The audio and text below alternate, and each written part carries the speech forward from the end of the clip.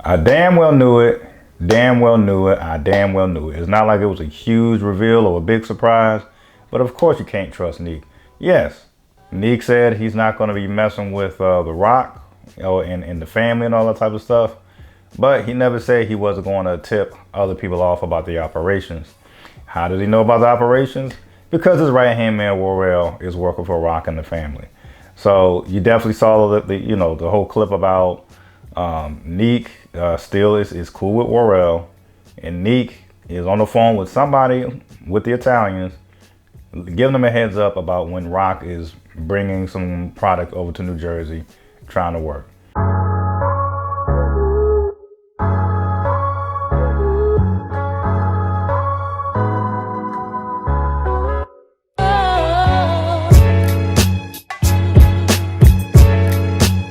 Hey, what's going on, folks? Another episode of Just My Opinion with Ryan, and we are going to be breaking down Raising Kanan. This is episode 4.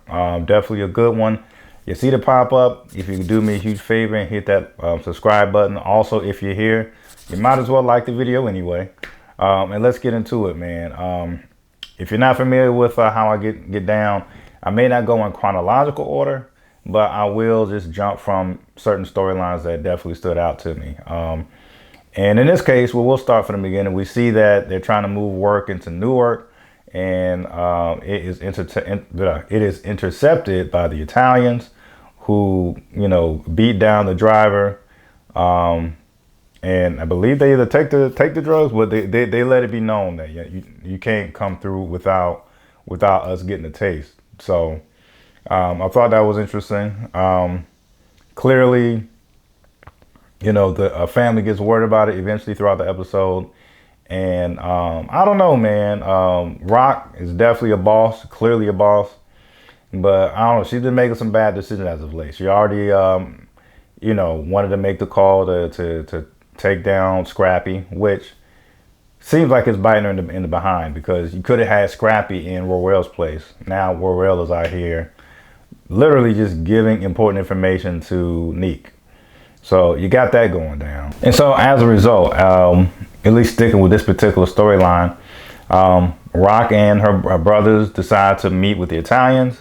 And even with that meeting, it's definitely no go for Rock. She doesn't like the number that the Italians want to get paid off, and it's just a no go. And then they try the second attempt, and then that's when we, during the second attempt, when they try to enter New Jersey with a short bus, that's when we see how things got intercepted with that. Definitely that one scene was obvious as day. He's on the phone with somebody like, oh yeah, they're going to come in with a short bus. Please don't harm the driver. That's my homeboy. So it was just like, it's just not looking good. It's not a good look. I'm sure once they finally get word, if they get word, they're going to have to, put Worrell out of his misery, or not out of his misery. They're going to have to off Worrell, basically, because this is bad. And they got to get at Neek. And speaking of Neek, I'm actually not mad at Juliana being upset. It's like, yo, this guy just kidnapped me, stole your money, even though he gave it back, obviously. But he kidnapped me, threatened to kill me and all this other stuff. And you still letting him walk in and out of the bodega like it's nothing. I'm sure I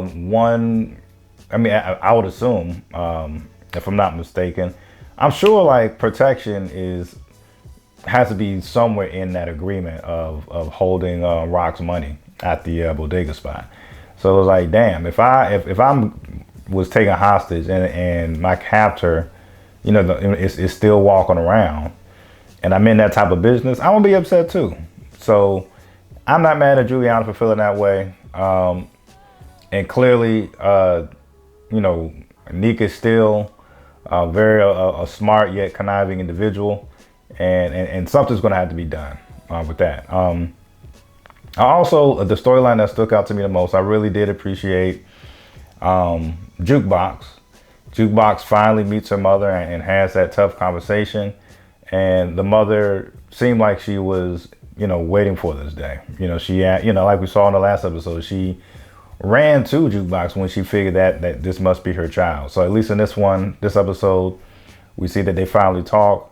And, she explains that, hey, I was a kid who was scared. So I ran away, thought I would make it big in LA, and I was going to come get you when I got money. I mean, granted, it's not an excuse, but at the same token, I think what we all have to realize is, yes, let me be clear. You should take care of your responsibilities if you lay down and have a baby. But at the same token, you have people who are, young and scared themselves and they don't know what they're doing. So I just feel like, the older you get, you kind of look at your parents and be like, you know what? Yes, when I was a child, I looked up to my parents as, heroes and just role models and stuff. But at the same token, they're human. These are, in this case, Jukebox mom was just a young woman who thought she was in love with Marvin, and they laid down and had a kid together. She was young, imperfect, and human. Once again, I'm not saying that should fully validate things, especially if you're a grown-ass adult and you're a deadbeat parent. But if you're young, I could understand you being scared enough to run away from your responsibilities because you're still young yourself, and in certain situations, you just clearly don't know any better. But Rock does make a good point, was like, and it had me to thinking, like, is there some weird ulterior motive that we just don't know yet with Jukebox mom? Because Rock clearly said, okay, so, your mom's been in New York for however long she's been in New York, and you still had to reach out to her. Like, I wonder why she ain't reach out to you, speaking of Jukebox. So that does get me to thinking, like, that is a good point. It's like, you're an adult now. You've been living in New York for a good amount of time, and you still didn't have, the thought didn't cross your mind to reach out to Jukebox. So, and also speaking of just trying to find real answers, I really enjoyed, Kanan's storyline. Kanan goes to the prison to speak to one of what is his name? DEFCON. Speak to DEFCON's, I guess, right-hand man or whatever. DEFCON is swearing up and down that, not DEFCON, the right-hand man, the guy in jail, is swearing up and down that DEFCON is the father, this, that, and the third. And it's really starting to get those wheels churning with Kanan. And I think as a parent, it's kind of hard to come to that realization that, your children are getting older and they're developing common sense to kind of know when something doesn't sound right. And that's clearly what we've been seeing with Kanan so far in all the episodes. It's like the more Rock, tries to talk to Kanan, especially about, that the whole business about who his real father is, the more Kanan is really starting to look at Rock with a little more disbelief. Like, yeah, like even in this episode, he even said, like, you handed me that gun to kill that cop, but like you said, we only kill people if they pose a threat. Like, what was the threat of this cop?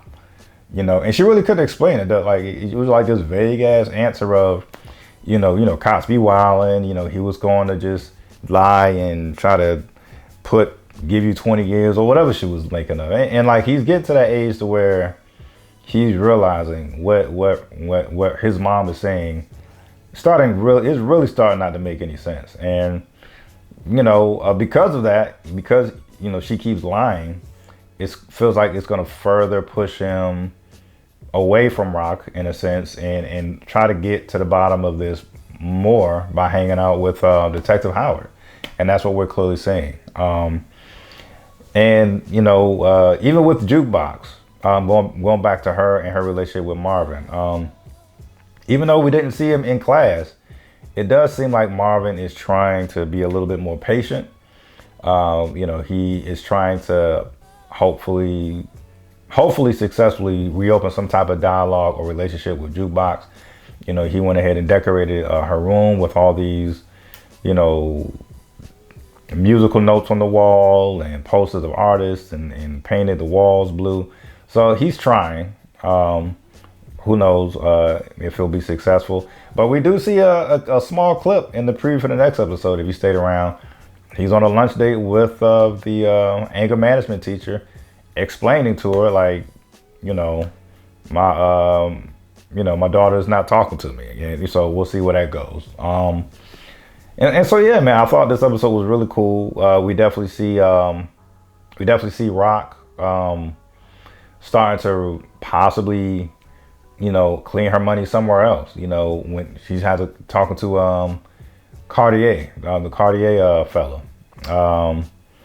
and she's starting to she quickly put two and two together and realized he's cleaning money through the art gallery. Sounds like that's going to be her next move as well. And once again, I apologize. I know sometimes I can jump all over the place, but we do get three new characters introduced. If you're talking about the Italian mob boss, but other than the mob boss, we get two new characters who are introduced during Famous's house party, which also is going to, I think, end bad. You know, be an uncomfortable climax or conclusion. We get two new characters. We get Corinne and Palomar, neighbors of Famous in the apartment, and definitely some chemistry, some attraction there between. Even though Kanan and Corinne was kissing, it seemed like there was more chemistry or attraction between the mom and Kanan. So that was wild. And the mom did look good enough to be mistaken for Corinne's sister. So I thought that was kind of funny. Definitely, I have no idea where that storyline is going between Corinne, Kanan, and the mom. My mind doesn't want to go there right now, but who knows where that's going to go. And so, yeah, man, you know, I feel like there was a few other parts in this episode that were kind of just filler. But those main things were some of the storylines that jumped out to me in this episode. Clearly, the episode ends with Kanan talking to, going to Detective Howard's home. So it looks like he's going to try to get more answers from there. And I really want to know how things are going to go down when they find out that it's actually Kanan who was actually skimming the money. Just my immediate thoughts. I feel like Warwell will get the blame for that some way, somehow, especially if they end up finding out that Warwell is still real tight with Meek. So that's really the only prediction I got. I'm not sure when that will happen, but I feel like Warwell will definitely be killed off at some point this season, especially because he is playing both sides of the fence. He's literally a mole for Neek, and as a mole for Neek, they're, you know, spilling business to the Italians, which is preventing Rock and the family from doing things. So I really feel like at this point, it's Rock and family versus everybody, and we'll see where that takes us. Love it or hate it, folks. These are just my opinions. Peace.